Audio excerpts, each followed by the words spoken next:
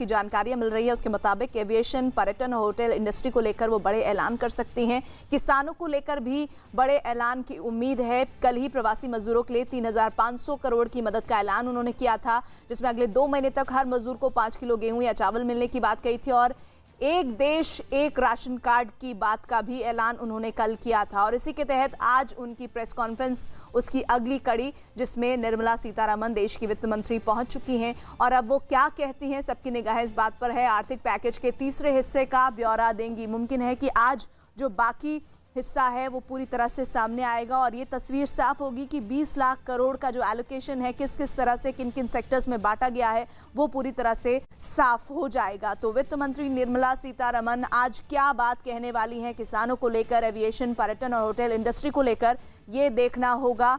और इस बीच उनकी प्रेस कॉन्फ्रेंस जो 4 बजे प्रस्तावित थी वो प्रेस कॉन्फ्रेंस में पहुंच चुकी हैं और अब कुछ ही सेकेंड्स में वो बोलना शुरू करेंगी। आर्थिक पैकेज में कृषि I'll draw your attention to the speech given on the 12th by the Honorable Prime Minister, who, referring to Atmanirbhar Bharat, had spoken about supply chain reforms and how technology-driven systems should work, and also how the demography will have to benefit from it. So deriving from all this, today, the third tranche of announcements which are being made is focusing on agriculture and allied activities. Agriculture, fisheries, dairy, animal husbandry, and allied activities. So which will also have some aspects of food processing and so on.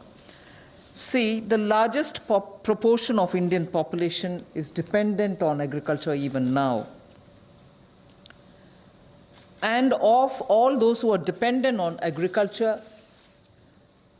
nearly 85% of the operational holdings are held by small and medium-sized farmers, small and actually marginal farmers. That is also referred to in the economic survey of 2020.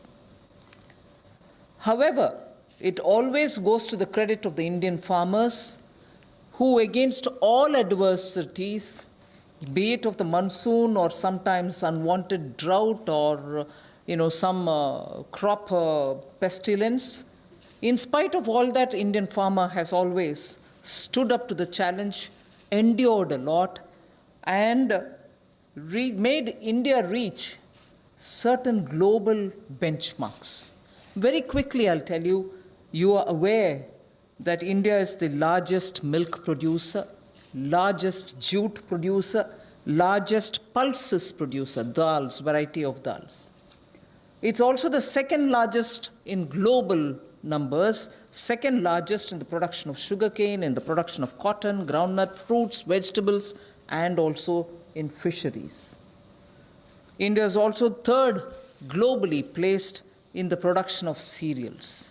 So really, Indian farmers have really endured but made sure that his holdings may be small, but he would give us the highest yield. So today, we want to show you some of the slides also. Very quickly, without spending much time, I'll tell you what kind of support systems that we had established during the lockdown period, so that, as you are aware, keeping all the respects for social distancing and also ensuring all kinds of preventive measures are taken, during the lockdown, it goes to the credit of our workers in the fields, our farmers, the peasants and the marginal farm landholders, that they almost concluded the Rabi crop harvest. And also many of the states have been successful in somehow pushing ahead with due procurement process. The crops have been largely procured in the wheat and the rice growing areas. The process is ongoing, but it goes to the credit of our rural population. So today, therefore, I'll also be showing you a slide a bit later on what we have done in the last 2 months to make sure that agriculture work was supported during the lockdown, just the 2-month story. But otherwise, post that, I'd like to highlight what are we announcing today for supporting agriculture and allied activities? I'll be announcing 11 measures, and from among them, 8 of them relate to strengthening infrastructures, strengthening capacities, building better logistics, and so on. So 8 of the 11 relate to such things where government allocates money, activities will be undertaken in such a way that very quickly we can ramp up on storage, capacities, logistics, and so on.